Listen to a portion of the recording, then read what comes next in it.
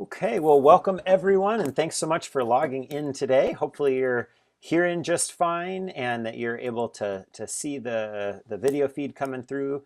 To start off, I just wanted to welcome you. My name is Marcos Stoltzfus, and I'm the Director of Environmental Education here at Mary Lee Environmental Learning Center of Goshen College.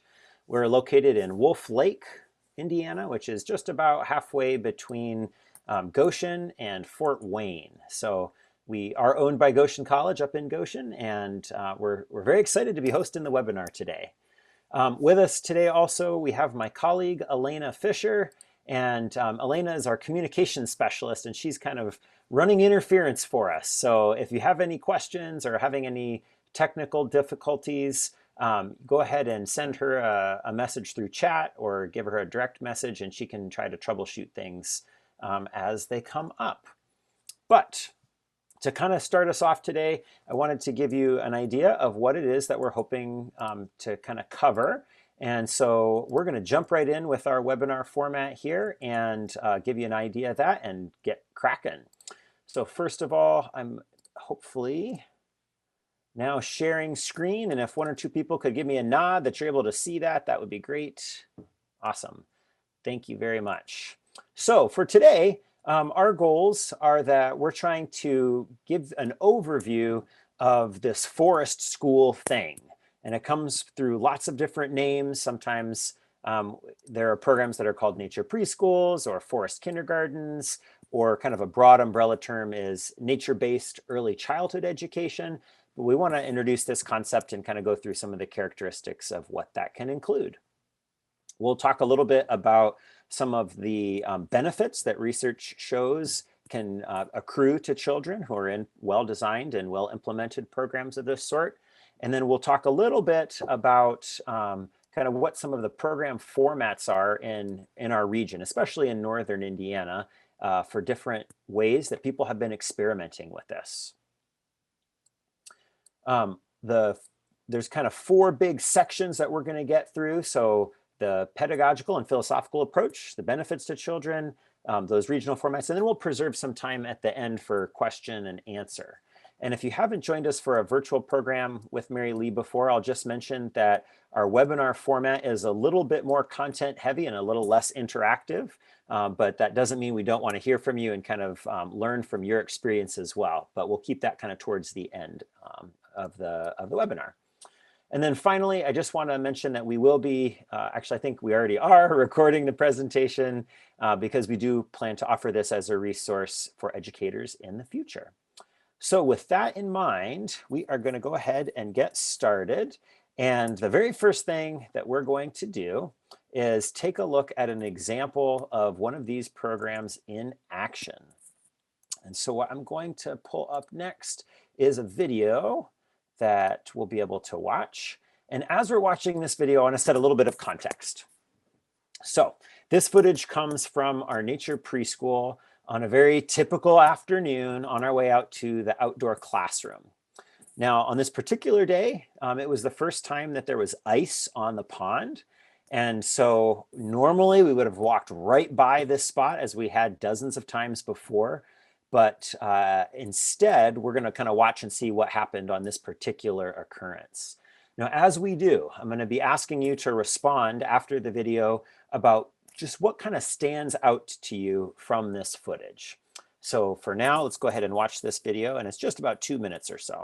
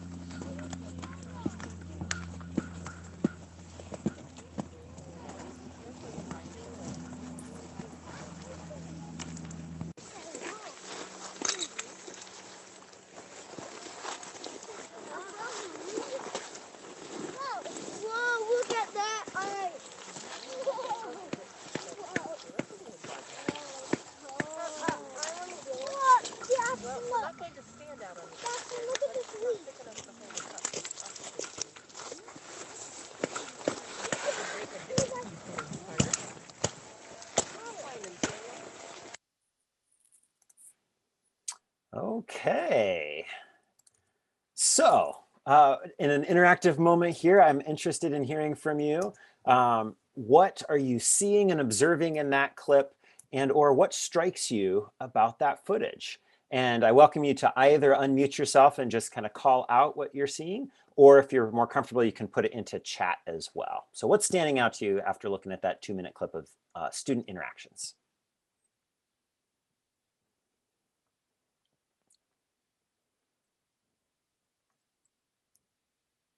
Looks like there's some good typing going on. I saw lots of smiling and nodding, at least to those of you that had your video feeds going.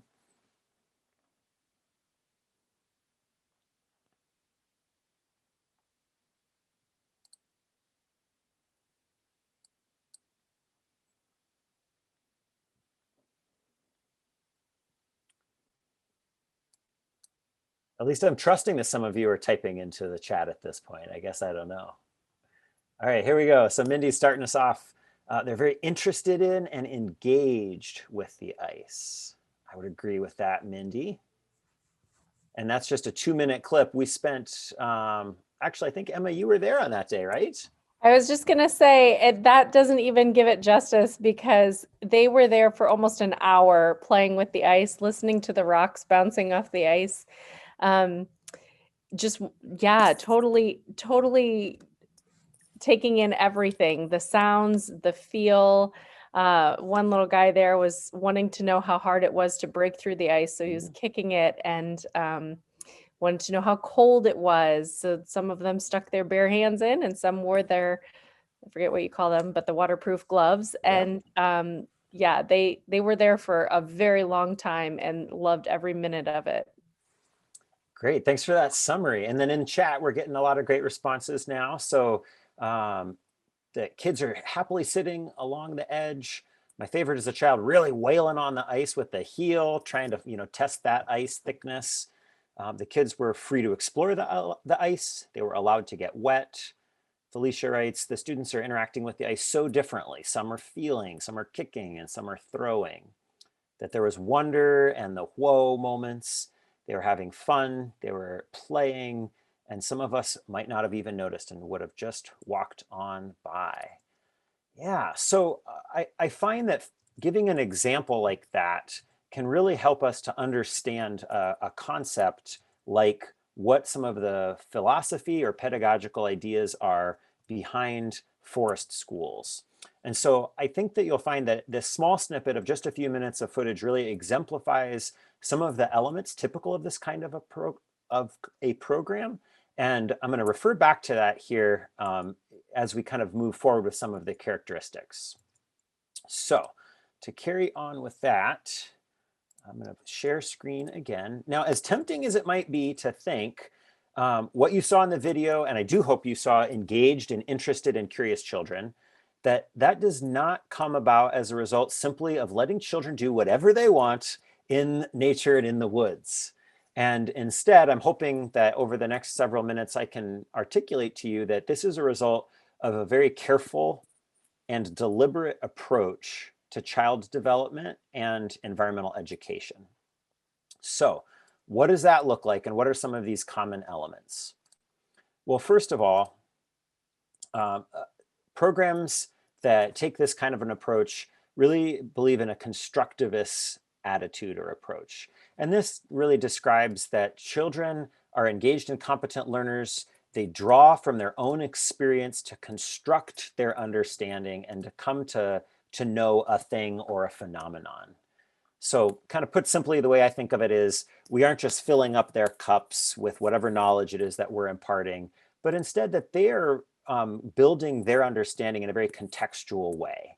And so these students that are working with the ice are now more familiar with the temperature that ice is and or the water that's underneath of it, or how thick it might be, or how it sounds at certain times of year. So this is kind of one of the major pieces that that is representative of a lot of these kinds of programs. Certainly not the only one, though. The second one that I'm going to call out is that it's place-based. So a lot of times this can be simplified by thinking of spending a lot of time in a given place to become familiar with it. Repeated visits allow the students to get to know a place and the changes that happen along the way. And so again, with this video's example, these students had walked by this same spot dozens of times, and this was the first time that this amount of ice was there. And you can see just how compelling that ability to notice the change was for them. And I would argue that we couldn't have walked by that ice and not explored it if we had tried as adults. And so a place-based program and educational format can be extremely inviting to children. A third one that's inquiry driven. So this is very common in a lot of programs these days. And for example, in our nature preschool, along the course of exploring that ice, we were asking the children, well, what do you think? And how can we find out? And encouraging them to discover and explore. You saw the student that was figuring out how to reach underneath the ice and find out what was there, or finding out like what sound does a large rock make versus a small rock, and some of those kinds of things. Another element is that there's often a very strong emphasis on unstructured play to allow the children to direct their own exploration, to find the different elements that are most intriguing or interesting to them. And as Emma was highlighting, as she had a chance to see on that particular day, our unstructured exploration time on that day was extensive. We were there for much longer than we were planning for, but our facilitators, the educators, were identifying that the students were continuing to be interested and engaged. And so that felt like an appropriate learning environment for them at the time. Sometimes it looks very different. So here on the screen, you can see these two children had been provided with some boards. The group had been using that in a lot of different ways. And these particular ones were experimenting with some physics, making a seesaw and thinking about fulcrums and all that kind of a thing. But that was something that kind of arose of their own volition and not because we had identified it as the activity that we're doing now, as an example. Another element is that there's often a degree of appropriate risk. Sometimes this is referred to as risky play, but it ultimately boils down to the idea that as competent and engaged learners, children also need to learn how to assess risk. And so as adults, we want to provide them with some of those opportunities, for example, to learn how to use sharp tools like a saw, or to climb trees, and to learn kind of what they're comfortable with their own set of skills and the circumstances.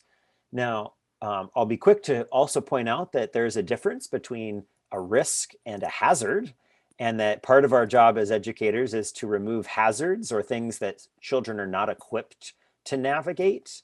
And just as a quick example for us, we have a tree climbing height limit. And above a certain height, we're not equipped to get the students down easily. And so we categorize that as a hazard as opposed to a risk. But under a certain height, it feels very important for them to be able to figure out how to climb and how to descend, and that those are all pieces of kind of our approach and our philosophy as well. Another one is emergent curriculum. And this refers to the fact that we don't always know what our activities are going to be, what the lessons are for a given day, or how that might morph or change over time. And so the picture here is an evocative one. We've got an example last year where we stumbled across a carcass of a small fawn, and it was dead, and it generated a lot of questions from the students, let me tell you. And rather than, kind of trying to shush that away, we embraced that, and we did a whole bunch of exploration around decomposition and bones and what happens to things when they die. Now, we moderated that. We didn't just drag the thing back to our classroom to stink up the place for the next several months, but we definitely visited it again and saw kind of what happened to it. And these are elements that can be very engaging for students because it's very much directed by their interests. Now, we wouldn't use the language of, we had a new unit that developed because of it, but in some ways that's one way to kind of think about it. That there are often degrees of emergent curriculum within these kinds of programs. And then finally, the adults are right there with the students. I love this picture because it shows one of the preschool teachers who needed to get, a close-up look at what the ice looked like as well. And the students were absolutely doing the same exact thing, and so was she. And we find that that's a great way to model inquiry for the students, and that it changes us from being the one with all the answers to being one who helps the students find things out along the way. So when we look at this list of what I've kind of culled into 7 different elements, I really see these as the examples of the common threads that are found within the educational movement or the types of programs that we call nature preschools, forest schools, or nature-based early childhood education. Now, some notes about this. All of these are for sure true for our programs at Mary Lee, and I would argue that these are the essential characteristics of all of these nature-based programs. In one kind of simple way to put it, this is a mix of the overlap between early childhood education and environmental education. And where that Venn diagram comes together, a lot of these elements really come forth. Now, that said, it sure seems like, in my experience, that there's a wide spectrum of how programs actually implement these various elements. And that can range anything from kind of a full-on nature-based program to more of a series of repeated field trips to the same spot. Even that kind of a model is definitely good for students, but the different examples that I'll talk about a little bit later on will demonstrate that, some of them are borrowing parts of this more than others, or may be more holistically aligned with all of these versus some of them. Either way, this kind of helps to give us the basis for what we're thinking of when we say a nature-based approach. Another graphic that I often like to use to kind of explore and explain some of these elements comes from an article called "Crisis in the Kindergarten: Why Children Need to Play in School." And this provides what they call the kindergarten continuum. It's specific to play, so it doesn't kind of encapsulate all of those elements that I've just described, but it shows how they think about things from the far right-hand side, where things are so scripted and so structured that there's really not room for play, or what I would say exploration. On the far left is a little bit of my nightmare scenario for a classroom. There's so little structure that everything just gets completely chaotic. There is stuff going on everywhere. Maybe the students are getting something out of it, but I can't see it as well because they haven't been supported through the facilitation of the adult.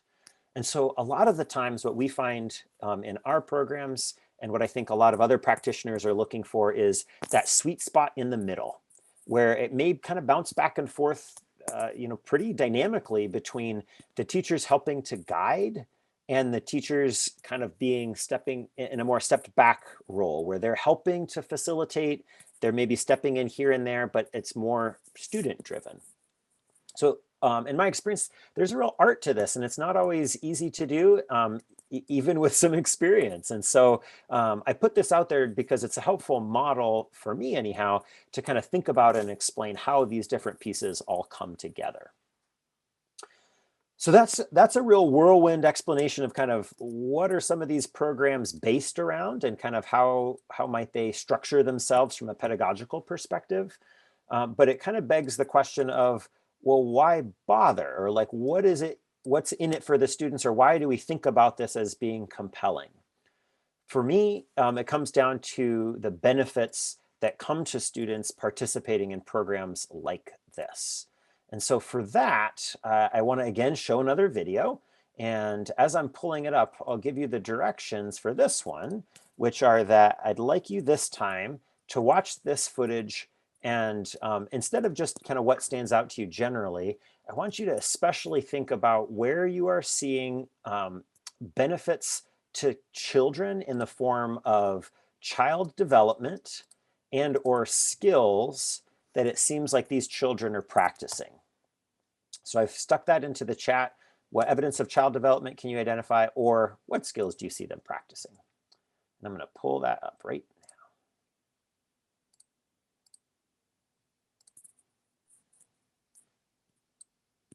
Okay, and here we go. The context for this video is this is at a forest kindergarten visit. This is a November day. And so like many November days in northern Indiana, it is about 40 degrees and rainy. And I will say that the adults were much more wimpy about being here on this day than the students. But I would argue that you can't really even tell that it seems to bother these students very much at all. So I've got some subtitles there as well, just because it's a little bit quiet, but take a look at what's going on with these students and especially think about the skills and child development that you see going on. Here we go. What are you doing, Addie? I'm teaching Emmy how to go far back on the log. Oh, cool. Emmy, do you want to go on the log or walk on the ground? On the log. Okay. I'm not too sure about this. There's a way to solve it. Do you know?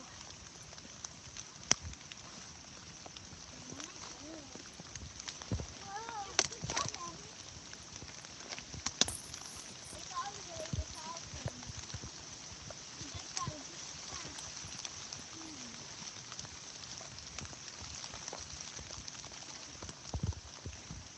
Oh, there! Good job, Emmy. You did it! Almost. What was tricky about walking on that log? That you want to watch for slipping, but we never even did a little slippy or like that. Wow. We never did that. Why do you think you didn't slip when you were walking on that wet log? Because we were balancing and being very careful. Okay. I mean, you want to say something? And we don't go too far back. We had so much fun doing that together. Yeah? What made that so fun? Now we got to balance on the wall without our hands. Wow. Let's go back, Emmy. Okay. Whoa. Gotta be careful now on the wall. I've got a bunch of birds on me. Yes, she does, covered in burrs, as I, as you can see from the footage. So this time, let's not do chat. Let's do some unmuting and sharing out. What are you seeing? What are these students practicing in terms of child development or skills?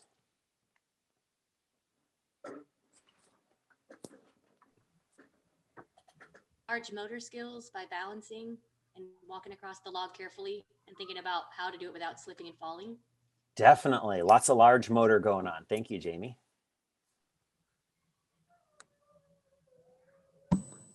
Taking a risk. Yeah, Lois, say a little bit more about that. Just deciding they're going to try and do it, even though they know they could fall. I mean, they're thinking about that because Definitely. they made it. Yeah, thank you. What else? Positive reinforcement, encouraging each other. Lots of really good communication going on between these two students. My sense is the one student is providing plenty of direction, even if the other student isn't always necessarily needing it, but it seems like they're working well together, right? Anything else?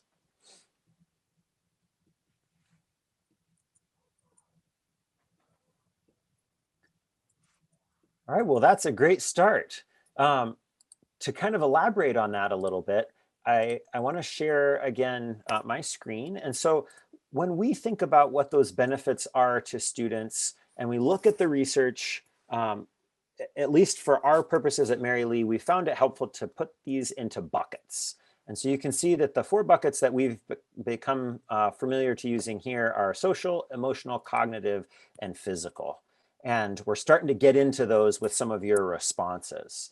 On the social side of things, a lot of it has to do with the environment and natural spaces providing a rich context for social interaction. And sometimes that's simply because students can spread out, and so they're able to interact with smaller groups than maybe if they're all clustered together. Or other times it's because there's a novel situation, like walking on a log and figuring out with your friend like what activity you want to do in a particular day. So we see that students that are supported in a well-designed program outdoors, in a program like this, that there are lots of opportunities to practice cooperation, the communication, as we mentioned, negotiating like, well, if I'm walking this direction on the log and someone else is walking the other direction, what happens when we meet? And how are we going to kind of work through that? So lots and lots of opportunities to practice social skills that the students are, of course, doing at this age. On the emotional side of things, we find that students, when they're provided with these kinds of opportunities, benefit in ways like their self-confidence. You heard Emmy saying, "We did it!" And saying that out loud is a great indicator to us that they are having a chance to practice some of those skills. Especially when you're encountering a log that's nice and slippery, you got to keep on practicing that and being resilient as you go. And just kind of throughout all of these experiences, the children are finding out that they are able to be outside, even if it's, you know, rainy or cold or whatever. And so some of that resiliency comes into place, but also they're actively talking with the teachers and saying, you know, I'm starting to get a little bit cold. And the teachers are able to say, yeah, like you didn't put your mittens on. Maybe that's something that we can work on next time. And so they're practicing kind of that internal dialogue as well, so that they can support their emotional growth. On the cognitive side, we find that there's all kinds of opportunities for these children to benefit and grow. Executive function, thinking about where they're dedicating their attention and kind of what is demanding their attention at a given time. Thinking about what is motivating and interesting to them. So I'll share a little bit later about how teachers have shared with us that the students are more interested in writing after they've had a chance to be outside. We find in general that the play that happens outdoors tends to be very creative, imaginative, and complex. And then finally, that there are lots of physical benefits as well. As we shared, the large motor development is a critical one that you can see here. And I'll tell you what, there's plenty of stories we've been told about where on the bus back from Mary Lee after a forest kindergarten day, the students fall asleep on the way to school. And it is a 5-minute ride, maybe, to get there. And so just thinking about how active these students are, that's a really big difference compared to some of the trends in our society nationally about students being overweight, not having as much chance to exercise and be active. And on a day like this, when they're outside, I'll tell you what, they are active. There's lots of opportunity to assess risk, as we also mentioned.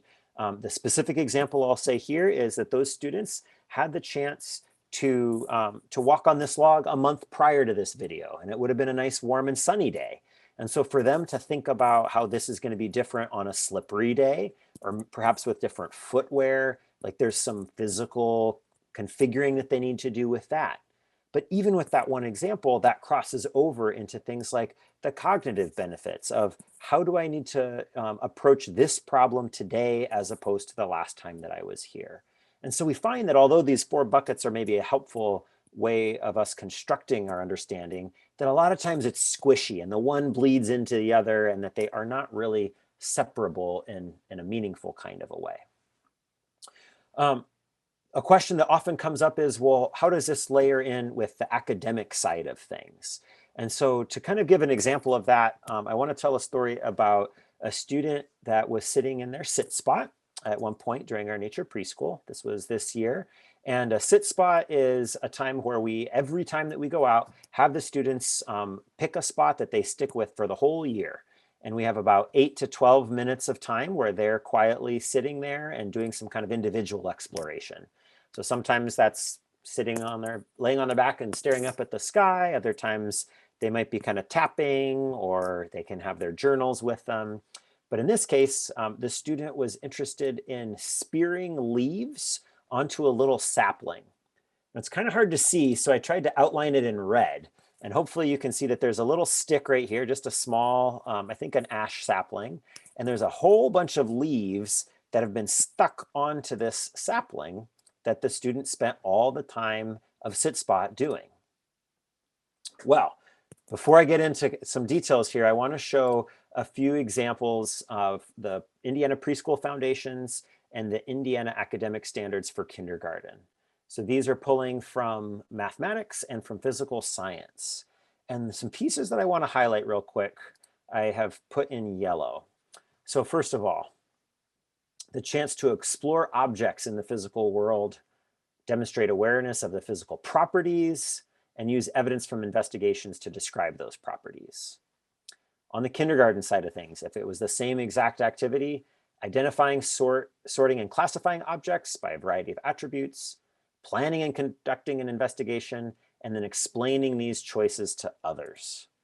Well, as I was watching this student, I was noticing some different things. First of all, she was only selecting leaves.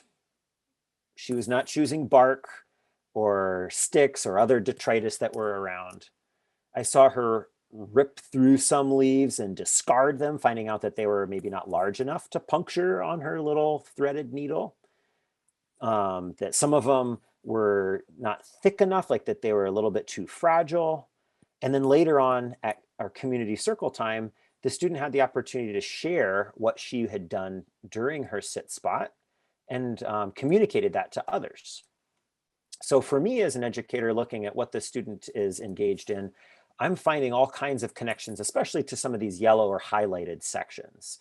And so in some ways, we don't put the academic benefits in any of those 4 categories. We kind of think of them as something else that's layering over top of all of them, but that isn't necessarily the main driver per se to this kind of holistic approach to what the children are learning and growing in. We've got one more example along these lines. So at the kindergarten level, we especially encourage them to use journals to document what's going on at their sit spot. And so here you can see that this student had done some writing and had drawn a picture, a diagram of what was going on. And I'll do a little bit of some translating for you here because this is in kindergartenese. And as we know, practicing spelling is an important skill that develops over the year. So this says, its smell is weird. There is lots of thorns. The log is white. I am curious about the white log. So again, we can find examples to language arts skills and standards in this as well. And we again find that the teachers that we've worked with the Forest Kindergarten, for example, have told us and reported that the students that are typically not excited to write are much more willing to write after they've had a visit to the forest. That there's a lot of rich content there for them to reference, a lot of good descriptive words that come out for them as well. So we've dug into this a little bit, specifically related to sit spots. And the chart that you see here on the screen is just an excerpt from a report that we pulled up that's giving some examples of how sit spots connect to English, language arts, math, visual creative arts, and a whole host of others, some subjects and some skills for both the preschool and the kindergarten level. I'll kind of share with you how you can get access to that here in a little while, kind of towards the end. But these are all ways that we've tried to depict some of those academic benefits to how the students, how they benefit from being in programs like this. Okay, so our next and last section before we move into question and answer is about what this looks like nationally and especially regionally. So an important thing to know is that this is a pretty new phenomenon here in the United States. So this is a report that came out in 2020 by the North American Association for Environmental Education. And as you can see, this thing has taken off in the past number of years. And as I've joked before, this is one of the few times that we like to see an exponential curve these days. But it's wonderful to see that there's so much interest in this kind of program. So what does it look like for us here in our area and kind of in Northern Indiana in particular? Well, as you might expect with a curve like that, things are pretty new. We find that there is a lot of variety, which actually makes it kind of difficult to represent really easily in terms of common themes. But we did have a graduate student last year who was looking into this, and we're hoping to release some results from a survey that she did. But the things that we have kind of found are this. And first of all, that almost all of the programs locally are less than 5 years old. That makes sense. It tracks kind of what we see on the national level, but that also means that a lot of these are kind of in their infancy. They're kind of getting settled and they're working through some kinks. The longest running program in our region close at hand is up in Kalamazoo, which has a nature preschool that's been running for several decades. And so they're way ahead of us. And they're one of the first ones in the nation actually to be running a program like that. But more locally, it's kind of more fresh is what I would say. The first kind of category that I'm going to represent here are public schools and or larger schools. For example, Oak Farm Montessori or Central Noble District, as well as a few others. And for these schools, typically the format that it takes is in the form of visits to a woods on either a monthly or maybe a bi-weekly kind of a basis. And on those days, there's typically some kind of a base camp, sometimes with the fire, and that the students are engaging in the same kind of activities on each visit. So that might be a sit spot, unstructured time, unplay, and or some activities or lessons that kind of come in depending on the time of year and the curriculum in the main classroom. There are also some other programs that kind of vary a little bit more. So there are parks programs, both at the state park and the county park level, that are experimenting with this. Those are generally at kind of a weekly or bi-weekly basis, and they may not be a full day length in terms of school. It might be more like an hour and a half or something like that. But that varies to some extent depending on the context and the audience that they're trying to work with. And then finally, I'll highlight that there's a few who are outdoors on a regular, like kind of daily basis.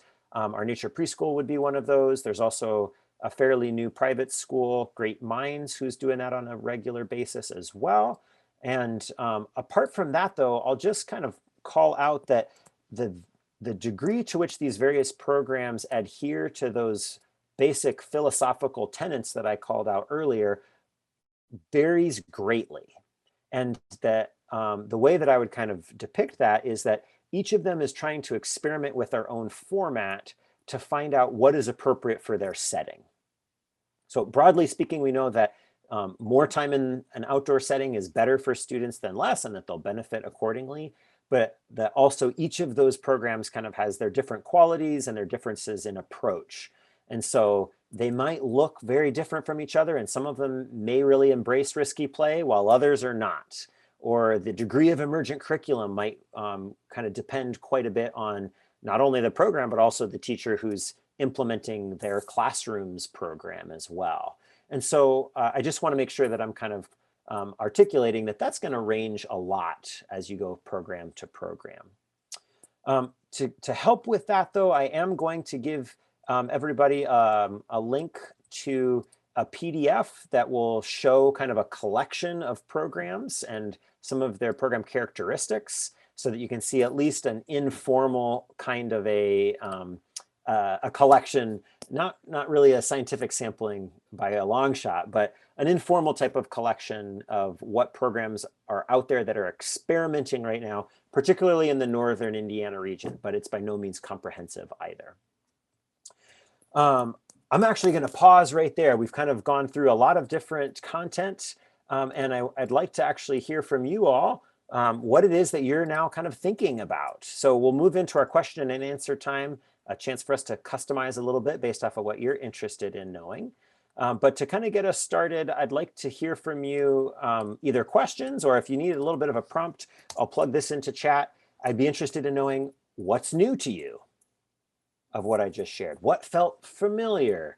What did it answer for you that you came in with questions about, or what new questions might have arisen for you?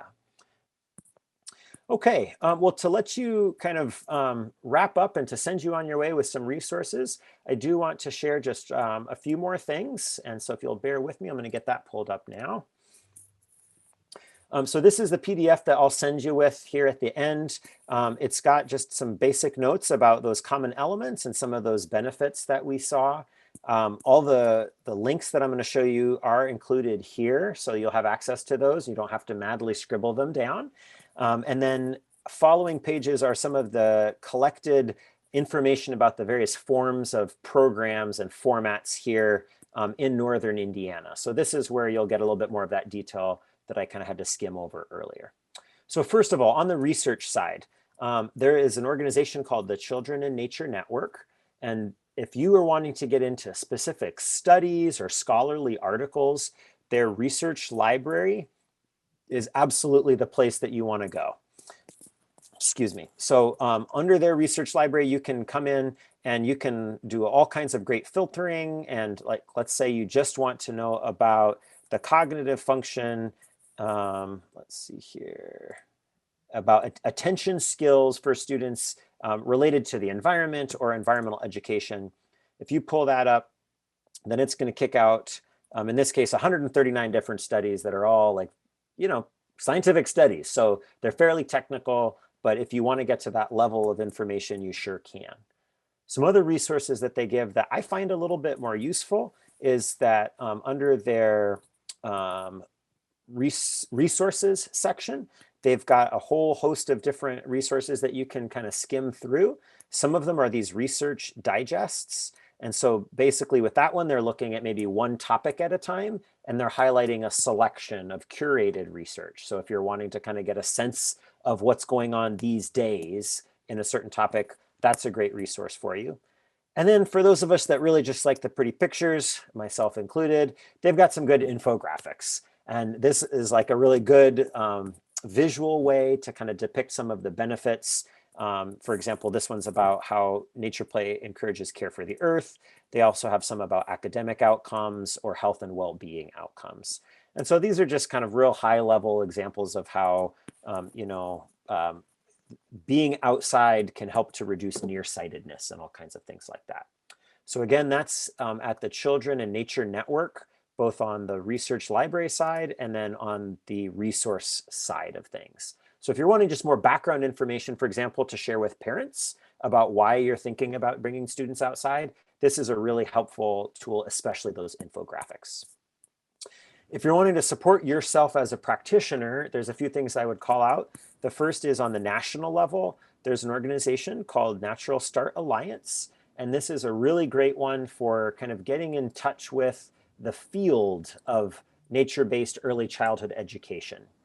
That can extend into forest schools and kind of up into different grade levels. So the terms are a little bit squishy, but they've got some great resources on here.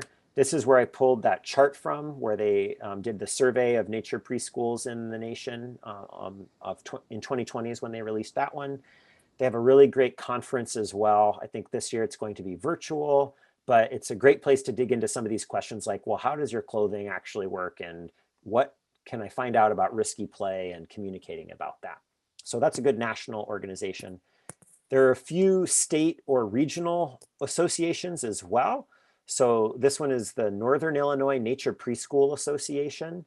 Although they're state bound, my story on this one is when I needed to figure out how to have a mobile outdoor toilet option, I called up NINPA and I said, who can I talk to? And they sent me to somebody, and I had a good hour-and-a-half conversation with their toilet expert, and voila, now we have a toilet wagon, and we've been using it for 2 years, and it's working great. So those are some of the kind of benefits that I see to reaching out to these types of associations. There's also one that's called the Eastern Region Association of Forest and Nature Schools. This is kind of more on the East Coast. Neither this nor the Illinois one are applicable directly to Indiana. There's not an Indiana association per se, but they're pretty open to providing resources to folks outside of their designated geographic region.